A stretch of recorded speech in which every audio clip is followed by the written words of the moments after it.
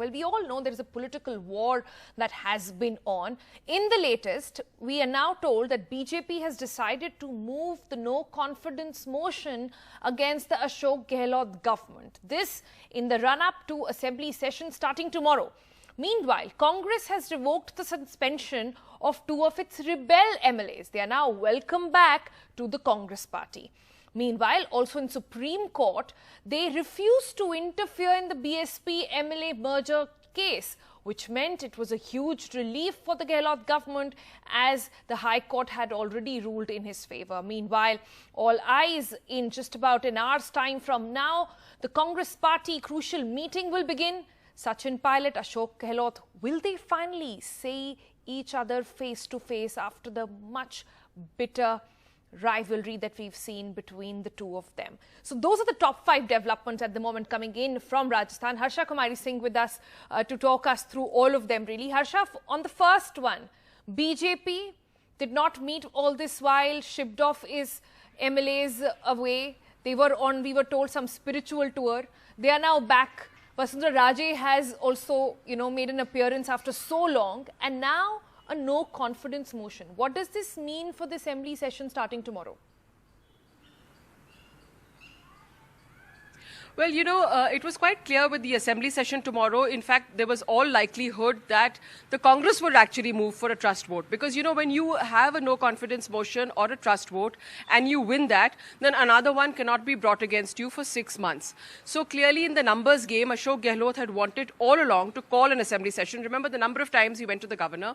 And the idea was to have a trust vote, establish your majority, and then move ahead with politics and governance. But now clearly it's the BJP who's turned around and has preempted their move, so to speak, of holding a trust vote. And in fact, they've decided to bring in a no confidence motion.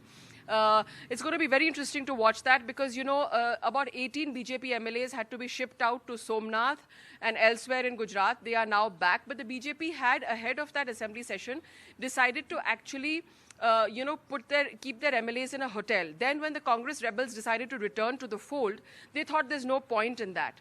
And that, so that kind of signaled that they were easy with it, and they probably thought that the Gehlot government was fine. So even now, the BJP MLAs are not in any kind of hotel or resort. That means the BJP is not, afraid perhaps of them being poached, or is perhaps not very confident that they'll make the confidence vote. But this seems more like a political move designed for political optics, because now remember, with these people coming back to Gehlot, they are 107 Congress in the 200-member assembly, plus they have the support of 13 independents now. 10 earlier, 3 went to meet him, 2 from the BTP, 1 from the CPIM, and 1 from the RLD, 125 in a 200-member house. The BJP just doesn't have the numbers. They're at 72 plus 3 more from the RLD. That's 76. So why are they moving this no confidence motion? Is it just for political optics, or is there a larger game plan? We're just going to have to wait and watch. Wait and watch. Also waiting and watching, Harsha, for in just about 60 minutes from now, that all-important meeting that's going to happen within the Congress party. Now, this, we are told, is going to be the first time the Ashok Gehlot and Sachin Pilot actually come face-to-face. And Harsha, it's an important meeting. Generally would be a casual meeting that is done within the party members before the start of any session. But this time, there's going to be a lot of fireworks at play, and everybody is wondering if that all is well photo op is going to actually happen. Will there be a hug? Will there be a handshake? What will happen? Well, yes, the body language is going to be very, very important. But remember, it's not just Ashok Gehlot and Sachin Pilot. Even Ashok Gehlot's MLAs had raised a ruckus last time around when they were in Jaisalmer. And even coming out of that airport, when we'd spoken to them, they had said that a lot of them are not happy. In fact, one MLA had talked about how water and milk is being sold at the same rate. Doodh aur pani ek hi rate pe bik raha hai Rajasthan mein. What he meant was that the ones who've stuck it out with Gehlot should be rewarded and not the other way around.